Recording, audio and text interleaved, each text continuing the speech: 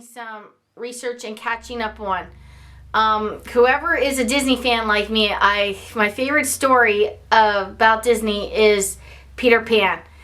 There's a lot of history that I found out about it, and to watch this as a kid was when Mary Martin played Peter Pan. So after I watched that, I fell in love.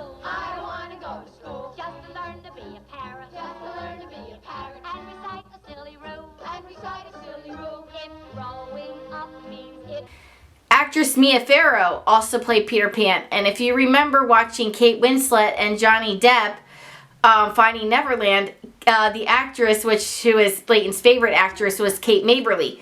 She too played Peter Pan near the end of that movie. And there's only 2 males that I know that played Peter Pan, well, maybe 3 males, and that was one with the ABC Once Upon a Time one. And then there was the 2005 or so where there was a little boy who too played Peter Pan. But then we also know the lovely Robin Williams who played Peter Pan as well in the movie Hook with Dustin Hoffman. So it turned out that when I was doing this research, I was looking for the original Peter Pan books. Well, I came across them, maybe Hook, where they were talking about why Peter ran away in the first place because he was afraid to grow old and he was afraid of dying. So the scene, if you remember, where he was in a baby carriage and his carriage crashed, and then Julia Roberts, who played Tinkerbell, came and saved him. And that's kind of like how I feel with this Pretzels in History when we first started it.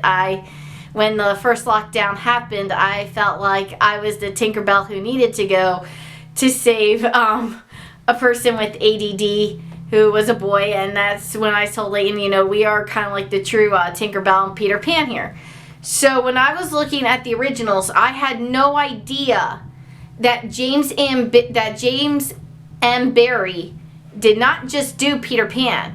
He actually wrote a few books before Peter Pan. And ironically, Disney Stream right now is coming out with one of those originals, and it's called Peter and Wendy. And then the final was Peter Pan book. So when I went online to look up some Peter Pan books, I came across the course first. It was Peter Pan in the Kensington Gardens, and this is, of course, when he was a baby. And I thought, that's an interesting one. I'm going to buy that one. Then I saw this Peter and Wendy, and I thought, well, that's interesting. So I said, okay, well, I'll buy that one because that was a hardcover, and I looked at what year that was, and that was really along this book that I'm going to soon be talking about. And then the original version, and then finally the final version was Peter Pan. So in 1906, James M. Barrie did a book about Peter Pan when he was a baby. And you got to remember this. It was amazing to me how none of these names were mentioned in this book. So that's when I knew this was before all this happened. So in 1906, his first book was called Peter Pan in the Kensington Gardens. And what's very interesting is this is all about Peter, and the fairies weren't really nice. Let's just say they like to pull pranks on the adults by changing the signs around in the park. And then that send them into the wrong direction. But they did that for fun, and I don't know, you have to read the book because there was much more interesting stuff about the fairies, about like weddings and things like that. And then, of course, there was like a crow's nest there. How none of these names were mentioned in this book. So that's when I knew this was before all this happened. So in 1906, his first book was called Peter Pan in the Kensington Gardens. And what's very interesting is this is all about Peter from when he was a baby and how he thought he was a normal boy, but he really wasn't. And the fairies weren't really nice. Let's just say they like to pull pranks on the adults by changing the signs around in the park. And then that send them into the wrong direction. But they did that for fun. And I don't know, you have to read the book because there was much more interesting stuff about the fairies, about like weddings and things like that. And then, of course, there was like a crow's nest there.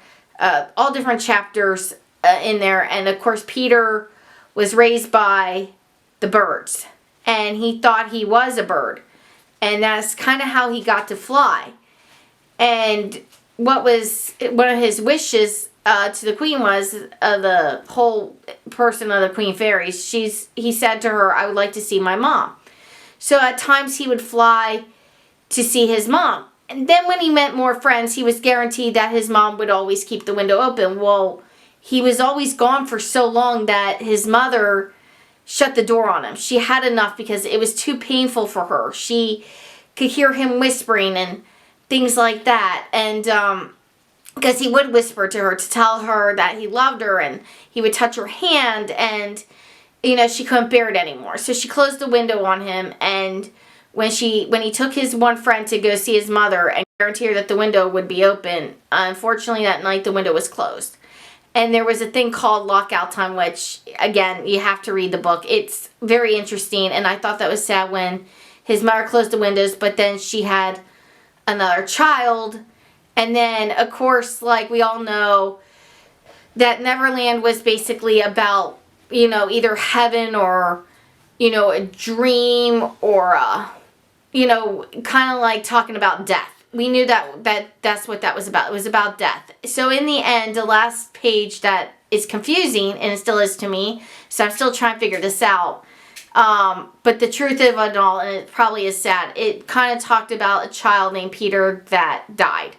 But then again, they make him sound like he's living. So I don't know what the truth behind that is. But it's a very interesting book. And also, too, there is a map, believe it or not, in this book. The map exactly, I don't know, whoever's been to Disney. I'm sorry, now you got me going. Tell me when I'm ready. Like I was saying before I got shut off. So yeah, this 1906 book, A Peter Pan in the Kensington Gardens as him as a baby. Like I said, really, really good book. I enjoyed it. Like I said, the ending was confusing. I don't know I hope he did survive. And I suggest it's a good read for kids and stuff. And pretty much that's what it is. It's a good book for kids because it is a children's book, believe it or not, over in London. I found out that this company called Pook Press, P-O-O-K, and then Press, what they're doing is they're coming out with the original times of when classic books came out, and they're republishing them to make them cheaper. So it is a good read. It is a great children's book, I think. Layton has to read it yet and give me his opinion, but I really do think it's great. And for those who like Disney and who love the story of Peter Pan, I'm telling you, read this book first, and then we'll move on to Wendy and Peter, because my goal is to read all the series and then tell you guys about each book. So I'm wrapping up now just to say that this was a good read for children. And apparently James M. Barrie did it in a George Lucas way, because Peter and Wendy was his came out originally published in 1904, and this came out in the original published date for this book was in 1906. So I hope you guys enjoy it, and you'll have to let me